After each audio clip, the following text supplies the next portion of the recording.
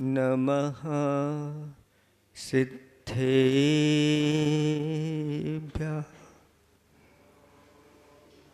ॐ नमः सिद्धेभ्यः। ॐ नमः सिद्धेभ्यः। खास दास की आस वस श्वास श्वास परवास। पाशु करो मत दास को उदासता का दाह। ना तो सुर सुख चाहता शिव सुख की ना चाह। तो तुति सरवर में सदा होवे मम अवगा। देवादिदेव 1008 कैवल्य कमलापति आदि ब्रह्मा आदिनाथ भगवान की। देवादिदेव 1008 मूलक श्री चैतन्य चमत्कारी चिंतामणि पारसनाथ भगवान की। देवादिदेव 1008 वर्तमान शासनक महावीर भगवान की। परम उपकारी परम पूज्य स्वट आचार्य प्रवर गुरुवर श्री विद्यासागर जी महामुनिराज के। परम पूज्य स्वट नवाचार्य श्री समय सागर जी महामुनिराज के। 3,9 करोड़ मानीराजों की जय बोलो। परम तपस्वी मुनिवर श्री 108 विमल सागर जी मुनि महाराज की। समस्त मुनि संघ की। धर्म स्नेही भवात्माओं,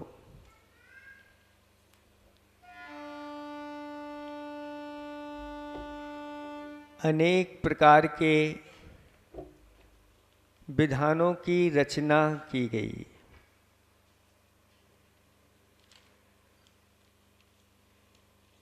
उसमें सिद्ध चक्र जो विधान है वह सर्वोपरि है। सभी विधानों का इसको राजा कहा जाता है। पूजा तो आप लोग प्रतिदिन करते हैं और कितनी जल्दी आपकी पूजा हो जाती है।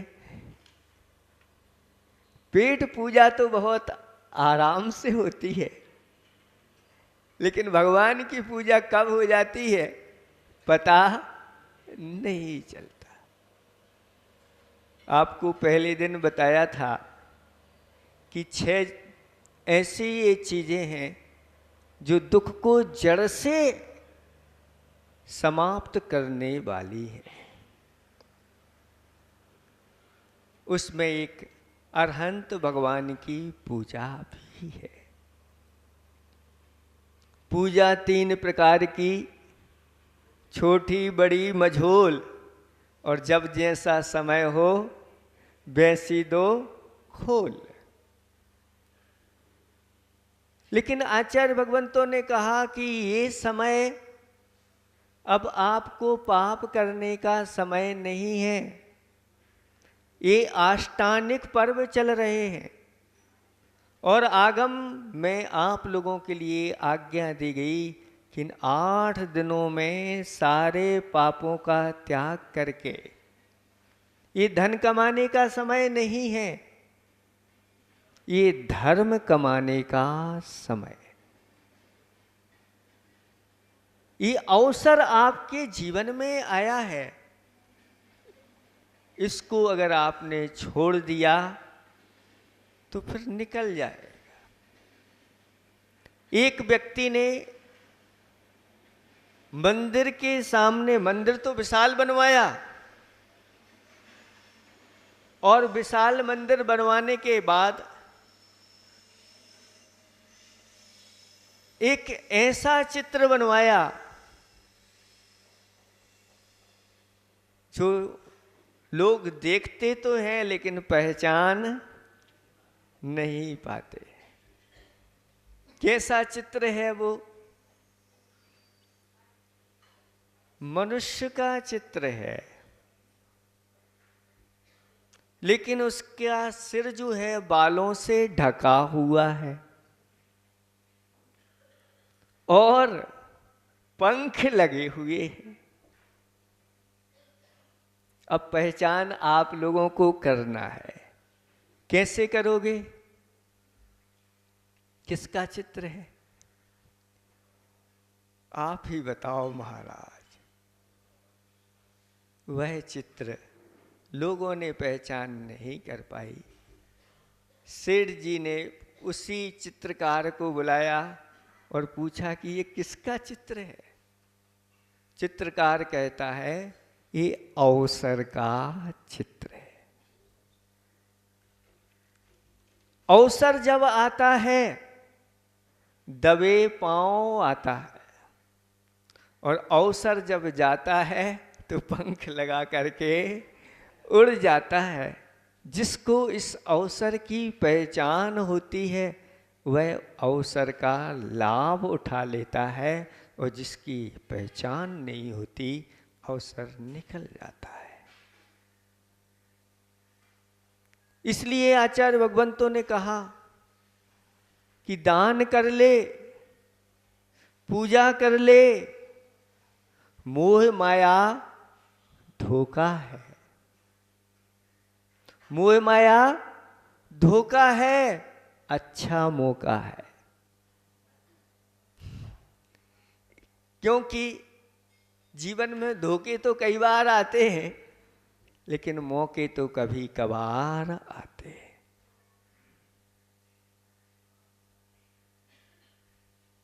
बचपन में जब पढ़ते थे उस समय एक नीति श्लोक पढ़ा था, शैले शैले न माणिक्यम मौकितम न गजे गजे साधवो नाही सर्वत्र चंदनम न वने वने।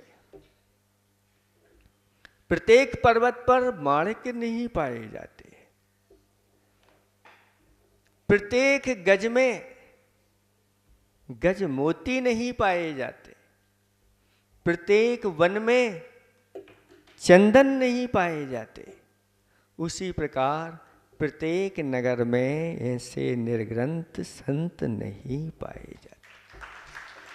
बिरले ही होते हैं जिनका पुण्य खींच करके ले आता है। ऐसा सुअवसर आप लोगों को मिला है। 3 दिन तो निकल गए, आज तीसरा दिन है। चौथे दिन से आप लोगों ने कमर कस ली है कि नहीं, ये अवसर हम अपने हाथ से जाने नहीं देंगे और इसका पूरा पूरा लाभ उठाएं। क्योंकि कहा गया है सिद्ध चक्र की महिमा कि गुणित क्रम से यह फल देने वाला होता है।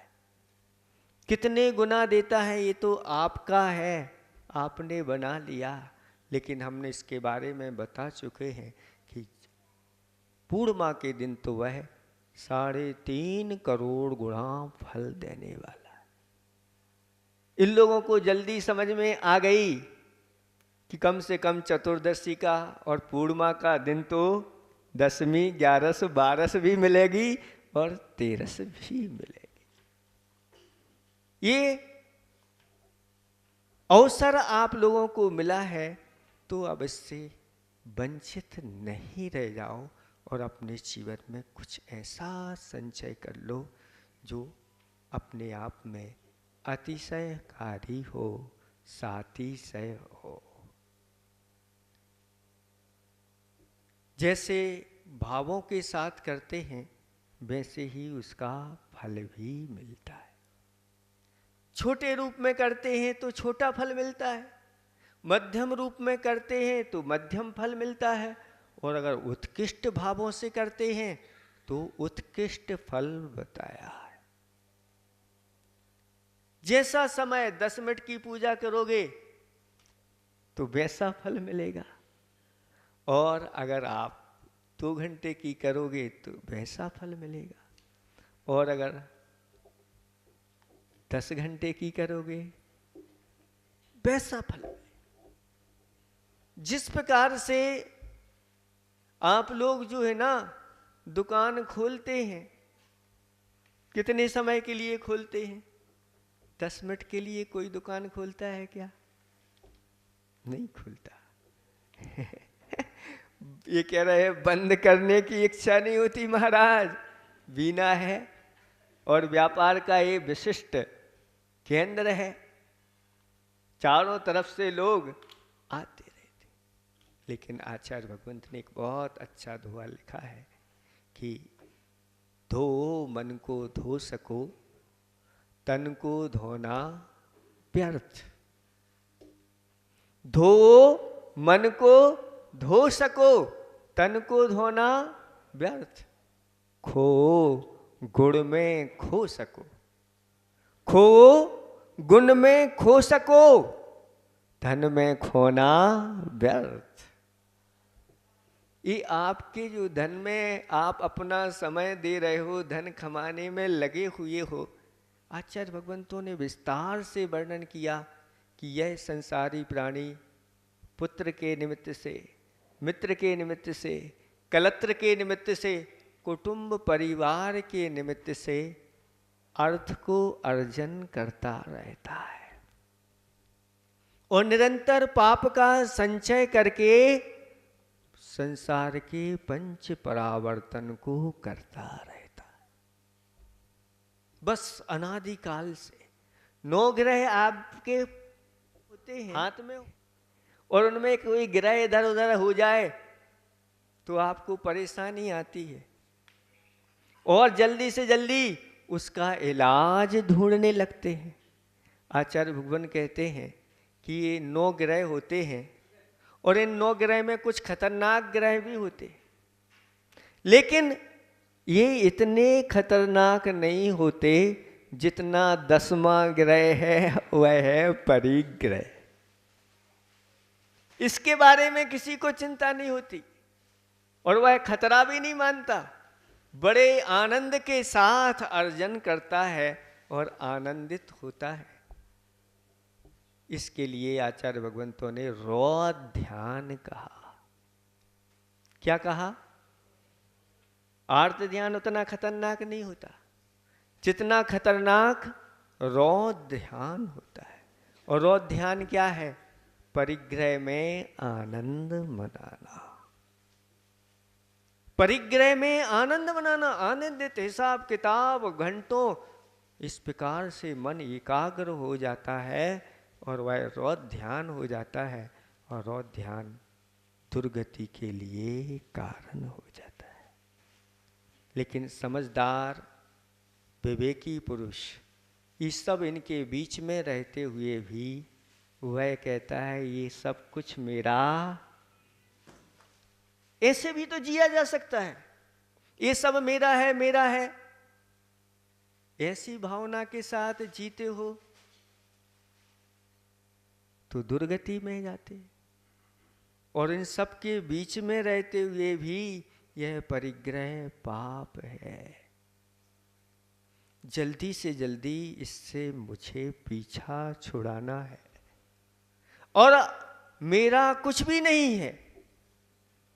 इस प्रकार की अगर भावना के साथ आप सब लोग अगर चिंतन करते हो तो वहीं पर हो, वहीं परिग्रह है, वहीं मकान है, दुकान है, सब कुछ है।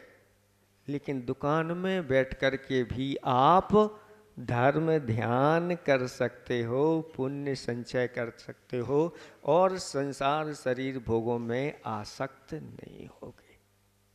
इसलिए आचार्य भगवंतों ने कहा कि इस मन को धोना बहुत दुर्लभ है। तन को तो प्रतिदिन धोते रहते हैं, स्नान हमारा होता रहता है, कितनी बार होता है, तन को धोते रहते हैं, लेकिन मन को धोना बहुत दुर्लभ है। मन किन से धुलता है? तो कहते हैं व्रतों के माध्यम से मन धुलता है, शील के माध्यम से मन धुलता है, तप के माध्यम से मन धुलता है, दान के माध्यम से मन धुलता है, संयम के माध्यम से मन धुलता है और भगवान की भक्ति पूजा जाप आदि करने से, मंत्रों का उच्चारण करने से, मंत्रों का ध्यान करने से यह मन धुलता है। तन को धोना व्यर्थ।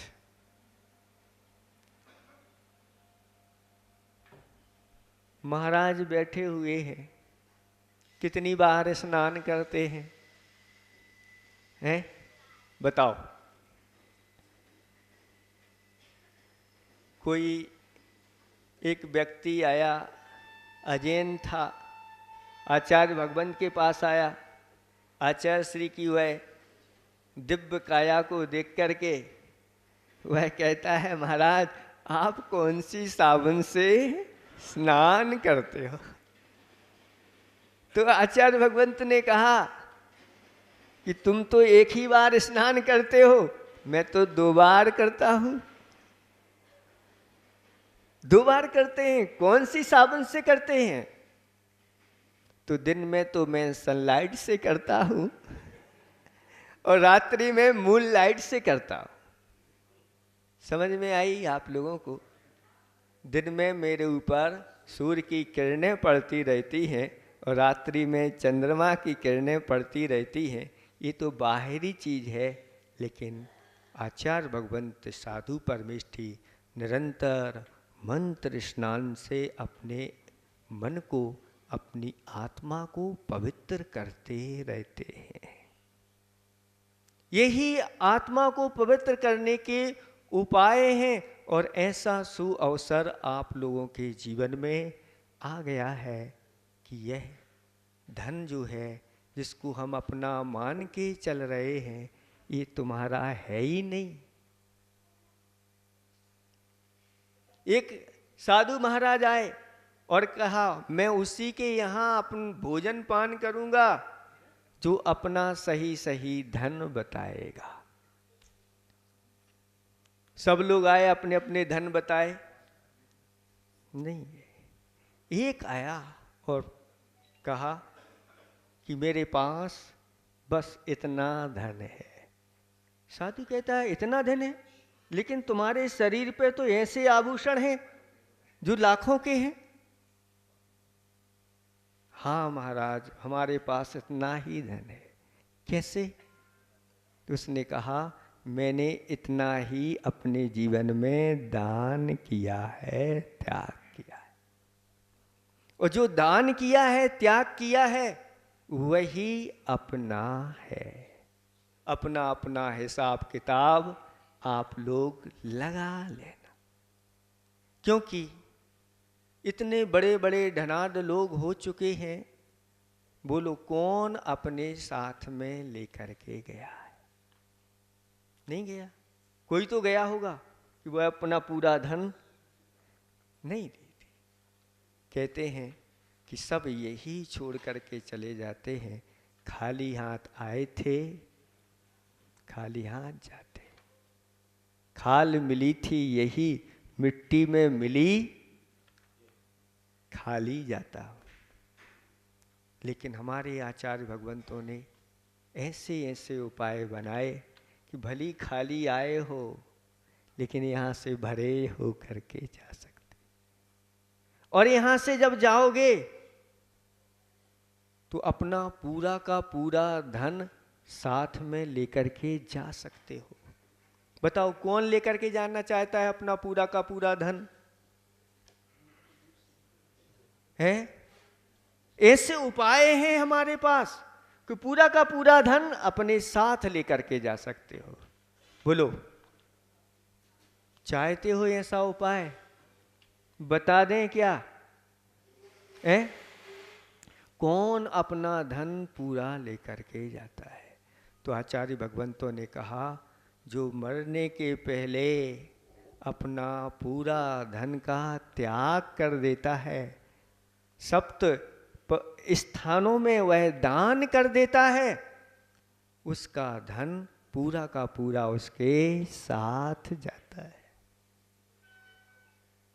कितना जाता है? जितना जाता है उतना ही नहीं, जाते जाते वह कितना गुना हो जाता है। नीतिकारों ने कहा कि अगर आप अपने धन को अगर बैंक में जमा कर देते हैं फिक्स, कितने वर्ष के लिए, जब दूना हो जाए 7.5 साल 10 साल तक वह रख दिया तो कितना होगा, दुगना होगा। और अगर कुशल व्यापारी है और व्यापार में लगा दे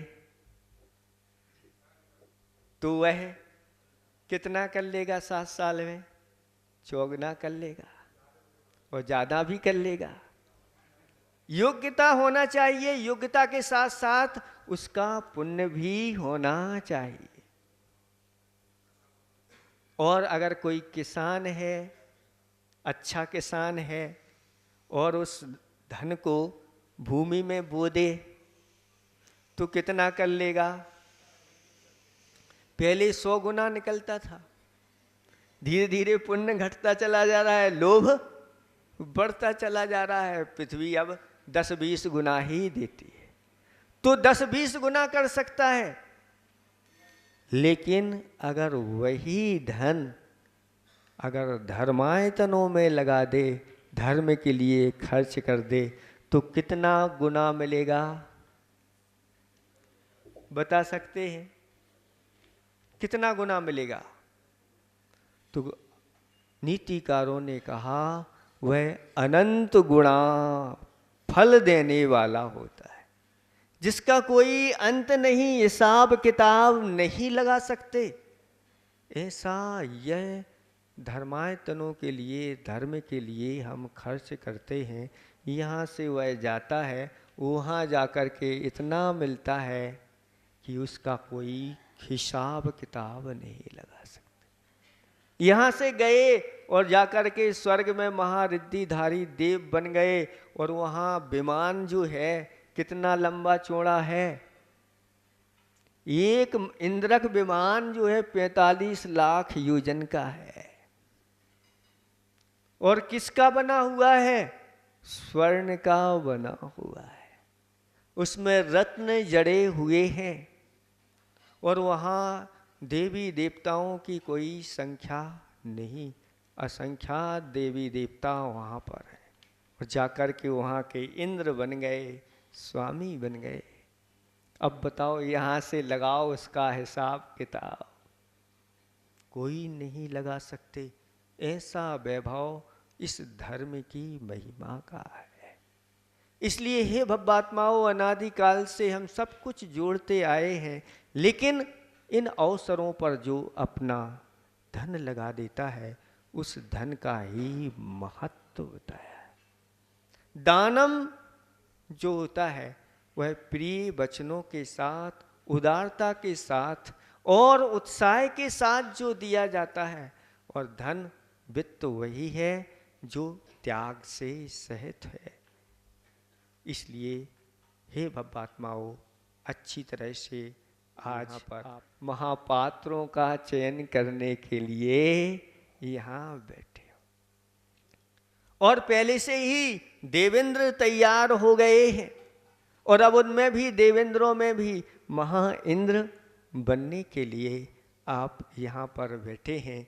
समय ज़्यादा उपदेश देने का नहीं है, संक्षेप में सभी लोग समझदार हैं। खो गुण में खो सको, धन में खोना व्यर्थ। और ये आप लोग सोचते हैं, विचार करते हैं, अरे यहाँ दे रहे हमारा जा रहा है, कम हो रहा है। बोलो, 5 साल पहले, 4 साल पहले हम यहाँ पर आए थे, और आप लोगों ने उदारता के साथ मंदिर के लिए, यहाँ की नींव के लिए भी और ऊपर के लिए भी दान किया था। बोलो, उस समय से कितने गरीब हो गए हैं? हो गए क्या? नहीं, इससे ज़्यादा और देने की क्षमता आपके अंदर आ गई, और किया भी है आप लोगों ने। उससे पहले जब महाराज आए थे, पूज्य सागर जी आए थे, फिर उसके बाद प्रयोग सागर, पवित्र सागर जी आए थे, उस समय कैसा पुण्य बड़ा था, और फिर हमारे आने के बाद कैसे भाव हो गए, वह करोड़ों में भाव हो गए लोगों के। और उसके बाद फिर आते गए महाराज, पुण्य कम हो रहा है क्या?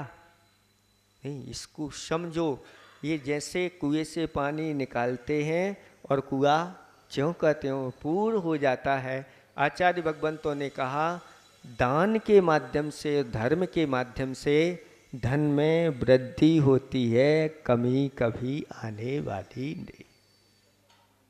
इस वृद्धि को करते चले जाओ और पाप की वृद्धि रुकती है। दान तो हम कितना करते हैं, बट के बीज के बराबर करते हैं। कहा है बनिया प्रसन्नम कौड़ी छदानम। अगर बनिया प्रसन्न हो जाए, व्यापारी प्रसन्न हो जाए तो क्या देगा बताओ? रुपया पैसा के अलावा क्या देगा? लाख करोड़ रुपया देगा। लेकिन अगर राजा हो, राजा प्रसन्नम गज भूमि, आधा राज्य ले लो, इतने हाथी इतने घोड़े। एक हाथी भी मुश्किल है लेना, खरीदना, खिलाना, और जहाँ 84 लाख हाथी हो और एक से बढ़कर एक हो, क्या होगा? तो कहते हैं बनिया प्रसन्नम कौड़ी छदानम, राजा प्रसन्नम गज भूमि दानम, और गुरु प्रसन्नम मुक्ति प्रदानम। मुक्ति तभी मिल सकती है जब गुरु प्रसन्न हो जाए। और जिसके ऊपर गुरु प्रसन्न हुए आज जाकर के सिद्धालय में विराजमान हैं और आगे जाने वाले हैं, तैयारी सबकी चल रही है। ऐसे इन पात्रों के लिए आप लोग अच्छी तरह से मन बना करके उदारता के साथ, उत्कृष्टता के साथ, हमने कल कहा था परसों कि एक कार्य और एक कारण है और कार्य अनेक होने वाले हैं, जिसके साथ आप महापात्र करके महायश प्राप्त करेंगे और दुर्गति का नाश करेंगे, दारिद्र्य का नाश करेंगे। ऐसे सूत्र दिए कि दानम दुर्गति नाशनम, दानम दारिद्र्य नाशनम, दानम यश कीर्ति प्रदानम, दानम भुक्ति मुक्ति प्रदानम, दानम शत्रुता नाशनम। अनेक प्रकार के सूत्र दिए। इनके माध्यम से आचार्य भगवान कहते हैं कि ये सब हमारे लिए उत्थान के लिए कारण है। थोड़ा सा संतोष अपने जीवन में आ जाए, थोड़ा सा लोभ कम हो जाए, फिर कहना क्या है। आपका जो भी धन है उसके कितने हिस्से करना चाहिए? बंटवारा कर दे उसके 4 हिस्से करना चाहिए। कितना? 4। 25% तो अपने माता पिता पर खर्च करना चाहिए। 25% जो अपनी संतान है उसके लिए खर्च करना चाहिए, और 25% अपने लिए खर्च करना चाहिए। लेकिन 25% पानी में डाल लेना चाहिए। महाराज कैसी बात कर रहे हैं? पानी में डालने का अर्थ दान करना चाहिए। अगर वो आपने संसार कार्यों में लगा लिया, अपने में लगा लिया, तो कभी आपके पाप धुलने वाले नहीं। लेकिन अगर वह 25% आपने अपना नहीं माना, ये अपना नहीं, इनको तो हमें दान देना है, तो आचार्य भगवान कहते हैं आप ऐसा कह रहे हो अपना नहीं, वही तुम्हारा है, वही तुम्हारा है, तुम्हारे साथ। तुम दुनिया में कहीं मरने के बाद चले जाना, वह सारा का सारा उपस्थित हो जाएगा और उससे कई गुना उपस्थित होगा। जंगल में भी मंगल हो जाएगा, समुद्र में भी सिंहासन लग जाएगा, पर्वत पर भी देव आकर के पूजा कर देंगे। ऐसी महिमा इसकी बताई गई है। तो यहाँ पर इस विधान के माध्यम से दान और पूजा दोनों चीज़ें जुड़ती हैं। तो दान पूजा के साथ साथ संयम भी जुड़ता है, शील का भी पालन होता है, और एक तरह से तप भी आपका हो जाता है। 1-2 घंटे 4 घंटे खड़े होकर के भगवान की भक्ति पूजा करोगे वह काय क्लेश नाम का तप उतने समय के लिए भोजन पानी का त्याग रहता है, वह तप हो जाता है। सभी प्रकार की ये चीज़ें प्रदान करने वाले हैं, इसलिए अच्छी तरह से धर्म के लिए समर्पित होना, एक किसी को हम दे नहीं रहे हैं, ये सही मायने में हम जमा कर रहे हैं। बैंक में जमा करेंगे तो बता दिया कि दूना होगा, लेकिन अगर इधर जमा हो गया तो वह चक्रवर्ती ब्याज फिर भी लगा लेते हैं लोग, लेकिन इसका ब्याज कोई लगा नहीं सकता, क्योंकि अनंत गुणा फल देता है। इसलिए धर्म क्या कहता है कि एक बार मेरे द्वार पर आके तो देख, एक बार मेरे द्वार पर आके तो देख, तुझे दुनिया के सर्वश्रेष्ठ द्वार ना खोल दूं तो कहना। एक बार मेरे लिए मरण करके तो देख, तुझे अजर अमर ना बना दूं तो कहना। एक बार मेरे लिए कुछ खर्च करके तो देख, तेरे लिए कुबेर के खजाने ना खोल दूं तो कहना। एक बार मेरे लिए, एक बार मेरी प्रतिमा विराजमान करके तो देख, तुझे सिद्धालय में विराजमान ना कर दूं तो कहना। एक बार मेरे लिए चिन्हालय बना के तो देख, तेरे लिए स्वर्गों के विमान ना खोल दूं तो कहना। ऐसी महिमा इस जिन धर्म की है, दान पूजा की है, इतना ही हम पर्याप्त समझते हैं। अच्छी तरह से मन बना करके ये कार्य को आगे बढ़ाना है। अहिंसा परमो धर्म की। जय बोलो परम पूज्य मुनि श्री 108 विमल सागर जी मुनि महाराज जी की, समस्त मुनि संघ की। और